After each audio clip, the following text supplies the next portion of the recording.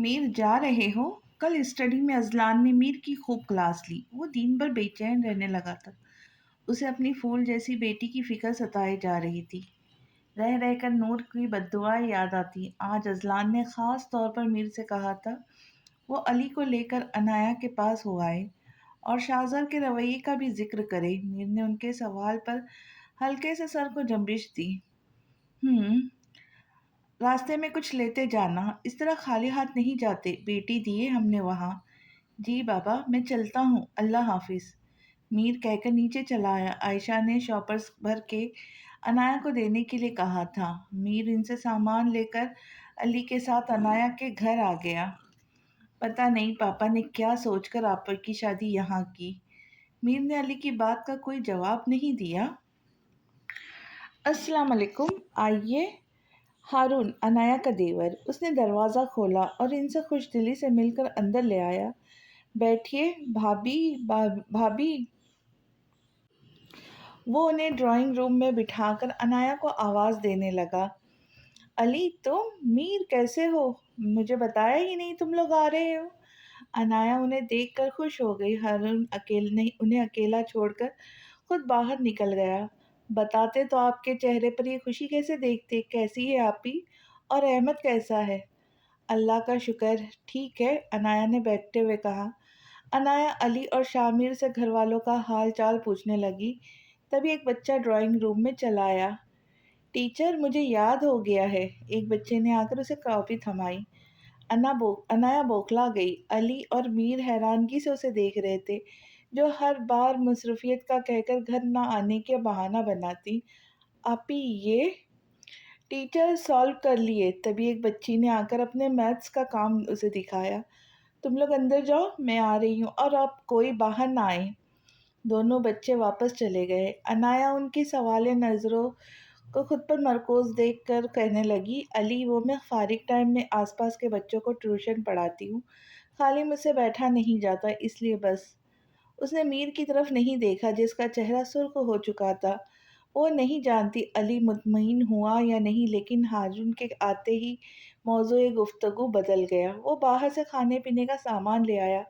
अनाया ने जल्दी में समोसे, पकोड़े, बिस्किट्स, नमको, कोल्ड ड्रिंक्स उनके सामने रखे और सैंडविच, शामी कबाब जल्दी से तल के ले आई। आंटी नहीं है घर और बाकी के घर के अफराद? मीर ने हारून से उसकी माँ का पूछा। अम्मी सो रही है। फातिमा यूनिवर्सिटी गई है और मैं आपके आने से पहले जॉब के लिए इंटरव्यू देकर आया हूँ। हारून ने उसे पूरी तफसील बताई। कुछ देर बैठने के बाद मीर उठ खड़ा हुआ। उसे देखते ही अली भी उठा। मीर ने जो फ्रूट्स खरीदे थे और वो और बाकी आयशा का दिया हुआ सामान अनाया को देकर अली के साथ घर लौट आया। अब्बू, मैंने हया की पैदाइश से पहले ही कंस्ट्रक्शन का काम स्टार्ट करवा दिया था। कराची जाने के बजाय यहाँ से लाहौर जाएंगे। अब तक काम मुकम्मल हो चुका होगा। अजलान आज़म शाह के सामने बैठा उनसे महू गुफ्तगू था। उसका बायां कंधा पट्टियों से जकड़ा हुआ था। पहली दफ़ा के वार से तो वो बच गया था, लेकिन दूसरी बार चली गोली उसका दिल चीर देती अगर सही वक्त पर गांव के लोग ना आ जाते। दूसरी दफ़ा शूटर्स ने सही निशाना लगाया था, लेकिन लोगों की आमद के डर से उसका निशाना छूट गया और वो बाइक पर बैठते ही वहाँ से जल्दी रवाना हो गए। हाँ अज़लान, जल्द ही वहाँ शिफ्ट हो जाओ। न जाने और कितने इम्तिहान हैं। पहले आलिम, आसिफा आगा जान और फिर उमर। न जाने इस ज़िंदगी में और कितनी मौतें देखनी लिखी है। वक्त तो हमारा है जाने का। और आज़म शाह बेबसी से उसे देखते कह रहे थे, अब वो सिर्फ उनका बेटा नहीं, उनके अजीज़ बेटी का शौहर था। छोटी उम्र में उनकी बेटी का घर उजड़ जाता, अगर अजलान को कुछ हो जाता तो। ये सोचते ही उनकी रूह कांप उठती है। और वो अपनी बेटी की दीवानगी से अच्छी तरह वाकिफ़ थे, जो अजलान के लिए कोई गलत लफ्ज़ सुनना भी गवारा नहीं करती। उन्हें याद है जब कोई अजलान के खिलाफ बोलता, नूर हमेशा बिला खौफ व झिझक के जवाब देती, बगैर बड़े छोटे के लिहाज किए। अल्लाह ना करे अब्बू, आपका साया हमेशा हमारे सरों पे सलामत रहे। आप बस बच्चों और नूर के लिए दुआ किया करें। वो तड़प कर बोला। अपने लिए नहीं कहोगे? आज़म शाह ने गौर से उसे देखते हुए कहा।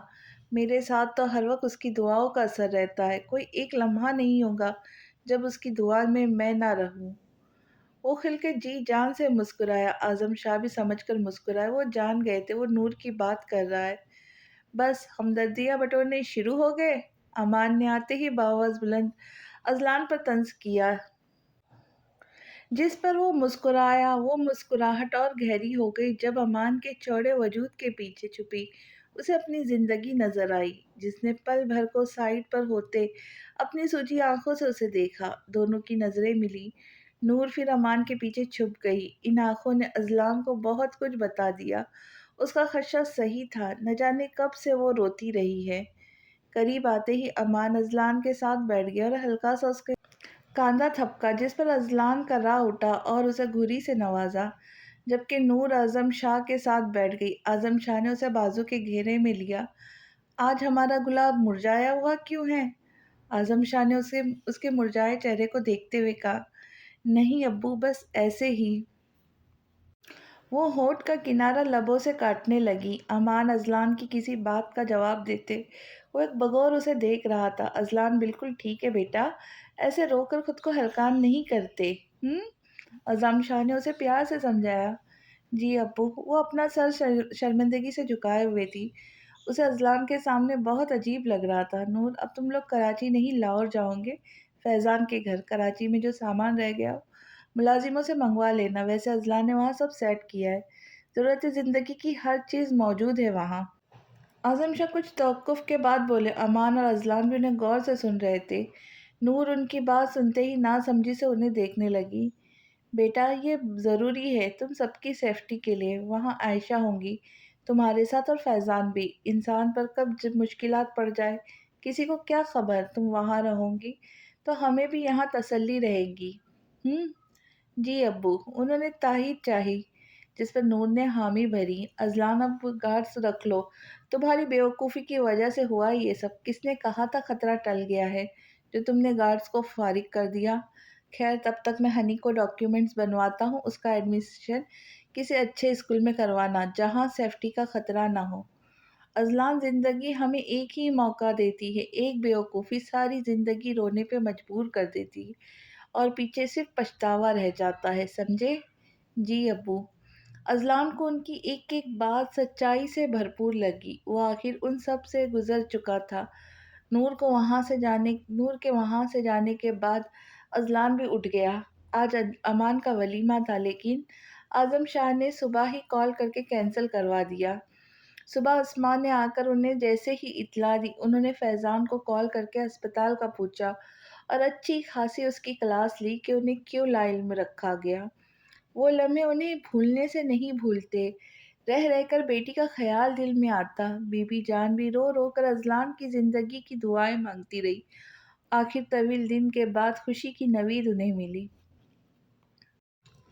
وہ کسی خوبصورت خواب کی طرح پل بھر کو اس کی زندگی میں آئی اور ایک رات چپکے سے بنا کچھ کہے کہیں چلی گئی، اسے تنہا کر کے۔ ایک بار پھر اس کی زندگی ویران ہو گئی، تنہائی اس کا مقدر بن گئی۔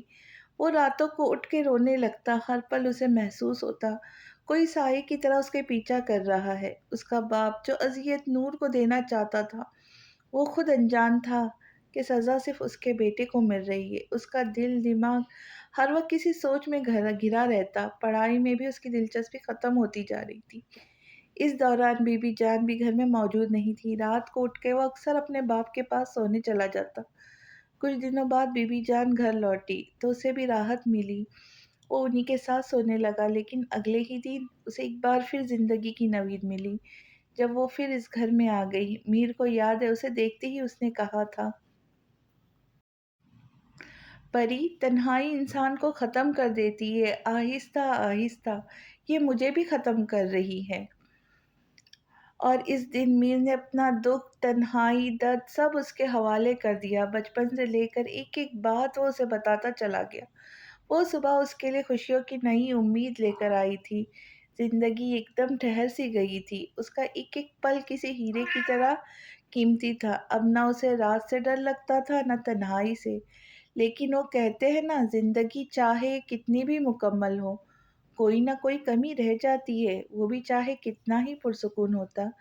لیکن اکثر کئی بار وہ راتوں میں اٹھ جاتا، لیکن اپنے پاس سوئے وجود کو دیکھ کر نیند جلد ہی اس پر مہربان ہو جاتی۔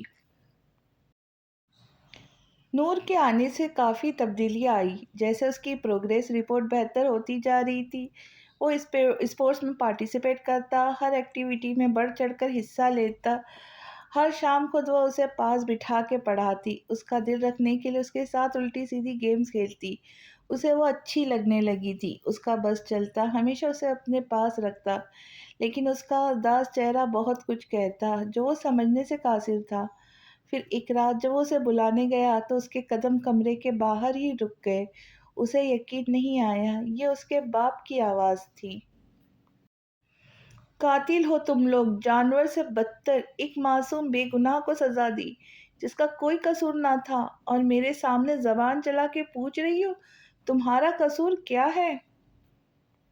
کہتے ساتھ ہی تھپڑ کی آواز کمرے میں گونجی۔ اسے اپنے باپ کی کسی بات پہ یقین نہ آیا۔ وہ اس کے بھائی کی قاتل نہیں ہو سکتی۔ اس کا باپ بہت کچھ کہہ رہا تھا، امان کو بھی قاتل کہہ رہا تھا، اس کا دل گواہ تھا، وہ سب بے گناہ ہے۔ 4 دنوں میں ایک اور اب نارمل ہوتے بچے کو انہوں نے زندگی کی راہ دکھائی، اسے پاگل ہونے سے روکا، اسے بے پناہ محبتوں سے نوازا۔ وہ بھلا کیسے قاتل ہو سکتے ہیں؟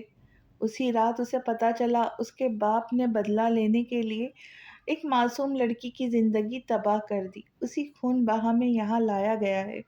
اس میں مزید سننے کی ہمت نہیں تھی۔ وہ مرے مرے قدموں سے نیچے بی بی جان کے پاس چلا آیا۔ صبح اس کی روئی سرخ آنکھیں بہت کچھ کہہ رہی تھی۔ پہلی بار اسے شرمندگی نے آن گھیرا۔ وہ اسے نظر نہیں ملا پا رہا تھا۔ اس کے باپ کی وجہ سے اس کی یہ حالت ہوئی۔ ان سب کے باوجود اس کا رویہ ویسا ہی تھا، محبت بھرا لہجہ، نرم مسکراہٹ ہونٹوں پر سجائے اس کی ہر فرمائش پوری کرنا۔ ان سب کے باوجود وہ دونوں ایک دوسرے کے لیے کافی تھے۔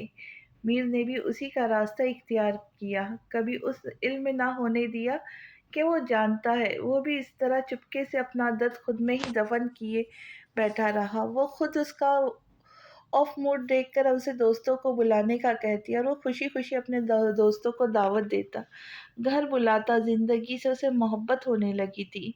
اس دوران جڑواں بھائیوں کی خبر نے اسے ہوا میں منتقل کر دیا۔ وہ جانتا تھا اس کا بہن یا بھائی آنے والا ہے۔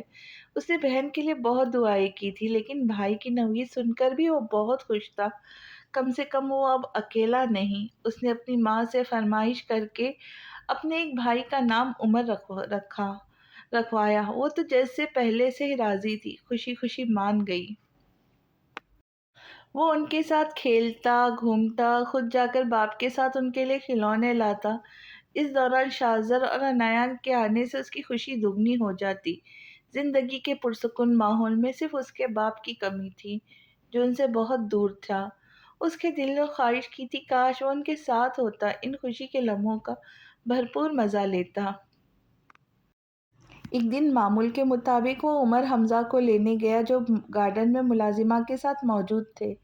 اپنے اپنے واکر میں بیٹھے وہ پورے لان کا چکر لگا رہے تھے۔ تبھی اسے گیٹ سے کوئی اندر آتا دکھائی دیا۔ وہ نظر انداز کرتا اپنے بھائیوں کو لے کر اندر آ گیا۔ اپنی ماں سے بات کرتے اسے جانی پہچانی آواز اپنے پیچھے سے آتی محسوس ہوئی، اور آنے والے کو دیکھتے ہی اس نے اپنی ماں کے سفید چہرے کو دیکھا، جو اپنے بھائی کو بھاگنے کا کہہ رہی تھی، لیکن وہ تو آج ان کے لیے خوشیوں کی نوید لایا تھا۔ اس دن امان نے جو سچائی بتائی، وہ اس کے باپ سے اس کا سب کچھ چھین گئی۔ چھین تو سب کچھ پہلے چکا تھا، بلکہ گوا دیا، لیکن احساس انہیں اس وقت ہوا، پہلی دفعہ اس دن اس نے اپنے باپ کی چال میں لڑکھڑاہٹ محسوس کی، پہلی دفعہ اپنی ماں کے چہرے پر نفرت کے تاثرات دیکھے، جو آج بلا جھجک اس نے واضح کیے۔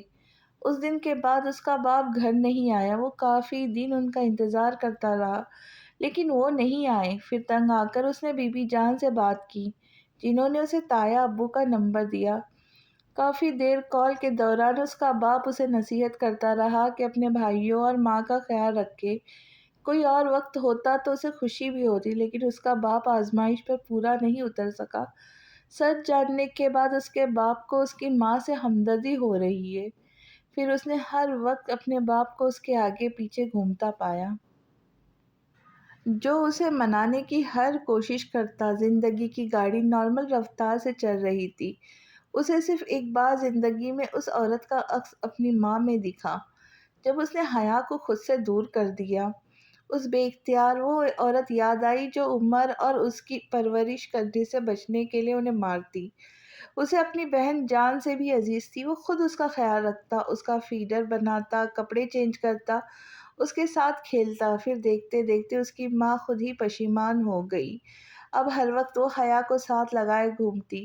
میر نے آنکھیں کھولی اور اپنے ساتھ سوئے وجود کو دیکھ کر مسکرایا اور خود سے قریب کر کے اسے خود میں بھینچ لیا۔ اذلان بیڈ پر لیٹنے کے انداز میں بیٹھا تھا۔ عائشہ اور فیضان اس سے مل کر جا چکے تھے۔ بی بی جان بھی کچھ دیر بیٹھ کر مغرب کی نماز پڑھنے کی غرض سے اٹھ گئی۔ اب وہ اکیلے روم میں امان کے ساتھ بیٹھا تھا جو خواہ مخواہ ولیمہ کینسل ہونے کا الزام اس پر لگا رہا تھا۔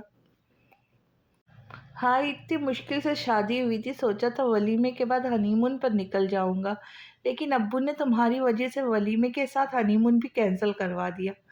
امان نے لہجے میں دکھ سموئے کہا، جس پر اذلان نے باقاعدہ قہقہہ لگایا۔ واہ یار، پورے دن میں آج یہ پہلی خوشخبری ملی ہے، پہلے کیوں نہیں بتایا ہنی مون کینسل ہو گیا؟ اذلان نے ہنستے ہوئے کہا۔ دفع ہو۔ امان نے زور سے اس کا کندھا ہلایا۔ اذلان نے بمشکل درد ضبط کیا۔ السلام علیکم اذلان بھائی، اب کیسی طبیعت ہے آپ کی؟ ہبا کی آمد پر اذلان سیدھا ہو گیا۔ امان بھی سے تھوڑا دور ہو کر سنجیدگی سے بیٹھ گیا اور بغور اس کے کھلتے چہرے کو دیکھنے لگا۔ الحمدللہ، پہلے سے بہتر ہوں، اذلان نے نور کو دیکھتے ہوئے کہا جو اس کی طرف دیکھنے سے بھی پرہیز کر رہی تھی۔ بیٹھو، اذلان نے صوفے کی طرف اشارہ کرتے ہوئے کہا۔ نہیں اذلان بھائی، وہ ابو لینے آئے ہیں، جانا پڑے گا، آپ کا حال پوچھنے آئی تھی۔ میری دوست کی تو رو رو کے حالت بری ہو گئی ہے، ابھی بھی میں یقین کے ساتھ کہہ سکتی ہوں نماز میں آپ کے لیے دعا حبا کی چلتی زبان کو بریک تب لگی جب نور نے اس کے پیر پہ زور سے اپنی سینڈل ماری۔ جانا نہیں تم نے؟ انکل ویٹ کر رہے ہوں گے، نور نے تپ کر کہا۔ امان اور اذلان دونوں نے اس کی حرکت نوٹ کی۔ اذلان نے دھیرے سے امان سے کہا، حرکت دیکھ رہے ہو اس کی؟ او چھوڑو، میری بیوی جا رہی ہے۔ امان کو اپنی فکر لگی تھی۔ اچھا ہے، سکون سے رہنا۔ اذلان کے کہنے پر امان نے اسے خونخوار نظروں سے دیکھا، پھر ہبا سے کہا، کیوں جا رہی ہو؟ مجھ سے اجازت نہیں لوں گی؟ امی سے پوچھ کر جا رہی ہوں۔ ہبا کا رعب جماتا لہجہ نور کو چونکا گیا۔ مشکل اس نے اپنی ہنسی روکی۔ اچھا، ابھی بتاتا ہوں، امان نے دھیرے سے کہا، جسے صرف اذلان نے سنا اور ہبا کو لے کر نکل گیا۔ نور نے مسکراتے ہوئے دونوں کو جاتے دیکھا۔ نور، میرے پاس آؤ، کمرے میں اذلان کی آواز گونجی، جسے سنتے ہی نور کو احساس ہوا وہ دونوں کمرے میں تنہا ہے۔ صبح سے وہ اس سے چھپتی پھر رہی تھی۔ اس کی اپنی زبان اس کا ساتھ نہیں دے رہی تھی، نہ جانے وہ کیا پوچھتا۔ پلیز نور، صرف 2 منٹ کے لیے میرے پاس آؤ۔ وہ دھیرے سے چلتے اس کے پاس بیٹھ گئی، نظریں ہنوز جھکی ہوئی تھی۔ میری طرف دیکھو۔ اذلان نے تھوڑی سے پکڑ کر اس کا چہرہ اوپر کیا۔ وہ نفی میں سر ہلانے لگی۔ پلیز میری طرف دیکھو نا، وہ التجا کر رہا تھا۔ نور نے اب بھی نظریں نہیں اٹھائی۔ کیوں، ڈر لگ رہا ہے؟ مان کیوں نہیں لیتی؟ محبت اب بھی قائم ہے، جانتی ہو، ڈاکٹرز نے کہا مجھے کسی کی دعاؤں نے بچا لیا، گولی دل کے پاس سے گزر گئی، کوئی معجزہ ہی تھا جو آج میں تمہارے سامنے ہوں۔ ٹپ ٹپ اس کی آنکھوں سے آنسو بہہ نکلے۔ اذلان نے سیدھا ہاتھ بڑھا کر اسے اپنے قریب کیا تو وہ اس کے شانے سے سر ٹکا کر رو دی۔ اذلان اس کی پیٹھ تھپکاتا مسکرایا۔ کل جب نور نے نفرت کا اظہار کیا تھا تو کتنا بے سکون رہا، کسی کام میں اس کا دل نہیں لگا۔ بار بار نور کے الفاظ یاد آتے اور اس کے گناہ کا بوجھ بڑھ جاتا۔ وہ کون لوگ تھے؟ نور نے اس سے دور ہو کر خود کو سنبھالا۔ مہا کا بھائی تھا جس نے خون کیا، وہ جیل میں ہے۔ یہ اس کا دوسرا بھائی ہے جو ہنی کی جان لینے آیا تھا غیرت کے نام پر۔ وہ نہیں چاہتا اس کی بہن کا وجود بھی اس دنیا میں رہے، اذلان نے نفرت سے کہا اور شرٹ کے بٹن کھولنے لگا۔ آپ سے ایک بات پوچھوں؟ نور نے اس کی حرکت دیکھتے ہوئے کہا۔ پوچھو، اس نے شرٹ کا آخری بٹن کھولتے ہوئے کہا۔ امان بھائی نے بتایا تھا مجھے عمر کا خون آذر نے کیا ہے، تو آپ نے کبھی پوچھا اس نے ایسا کیوں کیا؟ آذر کے نام پر اذلان کی آنکھوں میں سرخی دیکھ کر نور نے تھوک نگلا۔ اس کی ٹانگیں کانپ جاتی اذلان کو غصے میں دیکھ کر، خاص کر یہ نظریں جب اس کے لبوں پر کوئی اور نام ہوتا۔ دوبارہ یہ نام اپنی زبان سے مت لینا، تمہارے ہونٹوں پہ صرف میرا نام ہونا چاہیے کیونکہ میں تمہارا محرم ہوں۔ اذلان نے اس کا چہرہ شہادت کی انگلی سے اونچا کرتے کہا۔ نور نے نظریں جھکائے رکھی، خیر ماہا سے بدلہ لینے کے لیے عمر کو مارا۔ ماہا نے اسے ٹھکرا دیا تھا۔ وہ اس کی تھوڑی سے ہاتھ ہٹا کر اب اپنی شرٹ اتارنے کی کوشش کر رہا تھا۔ نور نے خود بڑھ کر دھیرے سے اس کی شرٹ اتاری۔ وہ چوٹ کا خیال کر کے آرام سے اتار رہی تھی۔ صبح سے یہ پہنی ہوئی تھی، مجھے گندگی سے سخت کوفت ہوتی ہے۔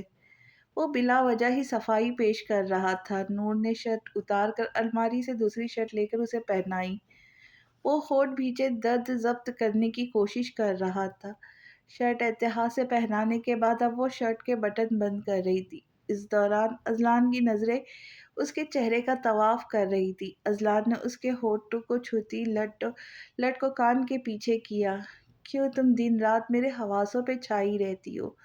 جس دن تمہیں نہ دیکھوں مجھے دنیا کیوں ویران لگتی ہے؟ وہ محبت سے چور لہجے میں کہتا نور کو اپنے قریب کر چکا تھا۔ اس کے ماتھے سے اپنا ماتھا ٹکا کر وہ اس کی تیز چلتی دھڑکن کو محسوس کر رہا تھا۔ اذلان کے اندر وہ سکون اترنے لگا۔ وہ اس کے مقابل تھی، اس کے پاس، اس کے بے حد قریب۔ کاش کہ یہ لمحے تھم جائے اور اس کو دیکھتا، محسوس کرتا رہے۔ اس کے وجود کی سحر انگیز خوشبو اسے مدہوش کر رہی تھی۔ ابھی کچھ پل ہی گزرے ہوں گے کہ نور نے ہاتھ اس کے سینے پہ رکھ کے اسے خود سے دور دھکیلا۔ نور کو یہاں بیٹھنا دشوار لگ رہا تھا۔ تیز چلتی دھڑکنوں کو قابو کیے ہوئے اس نے اذلان کو خود سے دور کیا۔ دوبارہ یہ حرکت کی تو دوسرا ہاتھ بھی توڑ دوں گی۔ تیکھی نگاہوں سے اسے گھورتی وہ آخری بٹن کانپتے ہاتھوں سے بند کر کے اٹھی۔ اس کا لہجہ مضبوط تھا، وہ کافی حد تک خود کو سنبھال چکی تھی۔ اذلان اس کی بات پر ہنس پڑا۔ اچھا، میرے بازو اٹھا کر دکھاؤ، ہے ہمت؟ تم حمزہ کو نہیں اٹھا سکتی اور میرا ہاتھ؟ کہتے ہی وہ پھر ہنس پڑا۔ آذر نے کبھی آپ سے میرے بارے میں کچھ کہا؟ نور نے اس کا اچھا موڈ دیکھ کر بات چھیڑی۔ اذلان کی نظریں اسے خوف زدہ کر دیتی، تبھی وہ جان بوجھ کر خواہ ڈریسنگ ٹیبل کی سیٹنگ چینج کرنے لگی۔ میرا ضبط مت آزماؤ نور، میں شدید نفرت کرتا ہوں اس سے۔ نور کی لا تعلقی پر اذلان اسے گھور کر رہ گیا۔ نہ جانے وہ اس سے کیا اگلوانا چاہتی ہے۔ اب یہ ذکر چھیڑنے کا مطلب؟ اذلان نے اس کی ڈرامے بازی دیکھ کر بات جاری رکھی۔ اس نے مجھے ایک ایک بات بتائی، کس طرح وہ تم سے ملا، تمہیں بدگمان کیا۔ اس نے صرف تمہیں نہیں، مجھے بھی بدگمان کیا۔ نور، تم بھی تو یہی سمجھتی تھی میں نے تمہیں دھوکہ دیا؟ نہیں اذلان، میں نے اگر آپ کو غلط سمجھا بھی تھا تو میں خود چل کر آپ کے پاس آئی تھی، یہ جانتے ہوئے بھی کہ آذر کی کافی باتیں سچ ہے، جس کا جیتا جاگتا ثبوت ہنی اور عمر ہے۔ جبکہ آپ کو تو میں کوئی دھوکے باز آوارہ لڑکوں کو پھنسا۔ وہ اس کی بات کاٹ کر درستگی سے بولی تھی۔ شٹ اپ، خبردار، جو بھی تم نے اپنے بارے میں ایسے فضول الفاظ استعمال کیے تو مجھ سے برا کوئی نہیں ہوگا۔ اذلان کا پارا ہائی ہو گیا۔ وہ کیسے برداشت کرتا اپنے بیوی کے خلاف ایسے الفاظ؟ بے شک اس سے گناہ ہوا تھا، وہ پشیمان بھی تھا۔ آپ سے برا کوئی ہو بھی نہیں سکتا۔ میرے ان باتوں کی وجہ سے آپ صرف ایک بات ہے، جس دن آپ نے درندگی کی انتہا کی تھی اس دن امان بھائی نہیں آذر مجھ سے ملنے آیا تھا، اور جانتے ہیں اس کی ایک ایک بات سچ تھی۔ اس کی آواز اونچی ہو گئی، گلا رند گیا۔ جانتا ہوں نور، سب جانتا ہوں، وہ مجھے بتا چکا ہے۔ مجھے اپنے کیے پر بہت شرمندہ ہے۔ اذلان کے لہجے میں شرمندگی واضح تھی۔ وہ بنا اس کی بات سنے جانے لگی۔ کہاں جا رہی ہو؟ اذلان نے آز بھرے لہجے میں پوچھا کہ وہ اس پر ترس کھا کر رک جائے۔ جہنم میں، کہتے ہی زور سے دروازہ پٹک کے وہ تن فن کرتی چلی گئی۔ اذلان بے بسی سے اس کی پشت دیکھتا رہا۔ ثانی اب بھی گہری نیند میں تھی۔ میر نے ثانی کے گرد گھیرا ڈھیلا کیا اور اٹھ کے لاؤنج میں چلا آیا۔ آج نیند نے نہ آنے کی قسم کھا رکھی تھی۔ آج کا دن جہاں خوشیوں کی نوید لایا وہاں غموں کا ساغر۔ عنایہ نے اسے کچھ بھی نہیں بتایا، لیکن وہ ہر بار اس کے دل کا حال جان لیتا ہے۔ وہ کرائسس میں ہے، اسے اندازہ تھا، لیکن اس حد تک اس کا شوہر اچھا خاصا کما کر پیسہ بھیجتا ہے پھر؟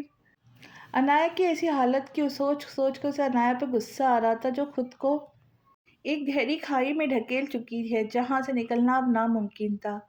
وہ آج حیا کے لیے اس کے پاس گیا تھا، لیکن حیا کی حالت دیکھ کر وہ سب بھول گیا، اپنے جانے کا مقصد بھی۔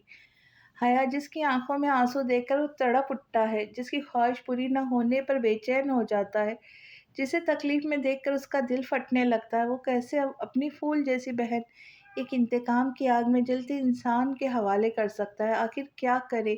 کس کے پاس جائے؟ کس سے مدد مانگے؟ میر، ماما آپ؟ وہ گارڈن میں سبز گھاس پر چہل قدمی کر رہا تھا۔ وہ اتنی رات کو نور کو باہر سے آتا دیکھ چونک اٹھا۔ ہاں، تم اس وقت جاگ کیوں رہے ہو؟ نور شال اتار کر اسے طے کرنے لگی۔ مما، نیند نہیں آ رہی تھی تو سوچا یہاں گارڈن میں چکر لگاؤ، پر آپ اس وقت کہاں گئی تھی؟ وہ بھی اکیلے؟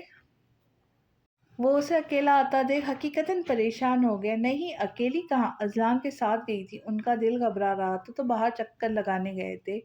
اذلان کی طبیعت کا سن کر اسے آج کا دن یاد آیا، سب کچھ اسے اپنے ہاتھوں سے نکلتا محسوس ہو رہا تھا۔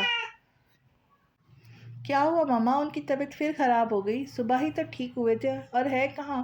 کہتے ہی وہ گیٹ کی طرف دیکھنے لگا۔ میر، پریشان نہیں، اب وہ بالکل ٹھیک ہے۔ باہر انہیں وجدان بھائی مل گئے تو ان سے باتیں کرنے لگے۔ اور آپ کو حکم دیا ہوگا اندر جاؤ۔ میر بات مکمل کر کے ہنس پڑا، جس میں نور کی ہنسی بھی شامل تھی۔ آج بھی وہ نور کے لیے اتنا ہی جنونی تھا۔ بہت رات ہو گئی، اب جاؤ سو جاؤ، ثانی بھی اکیلی ہوگی روم میں، اللہ اسے اکیلا چھوڑ دیا۔ نور نے یاد آنے پر اسے ڈپٹا۔ بس جا رہا ہوں، اب تو مجھے واقعی نیند آ رہی ہے۔ کہتے ہی وہ نور کے ساتھ اندر آ گیا، جبکہ رات کی مکمل تاریکی میں اس کا فون بج اٹھا۔ میر نے کال ریسیو کی اور آگے سے جو خبر ملی اس کا پورا وجود ہلا گئی۔ میر، کیا ہوا؟ نور نے اس کی ساکت وجود کو دیکھتے کہا۔ سب ختم ہو گیا مما، کہتے ہی میر نے باہر کی طرف دوڑ لگائی۔ کیا ہو گیا اور کیا ختم ہو گیا، یہ جاننے کے لیے ملتے ہیں اگلی قسط میں۔ تب تک کے لیے اجازت، خوش رہے، خوشیاں بانٹے، اور کہانی پسند آئے تو چینل کو سبسکرائب ضرور کریں، لائک کریں، شیئر کریں۔ ملتے ہیں اگلی قسط کے ساتھ جلدی۔ اللہ حافظ۔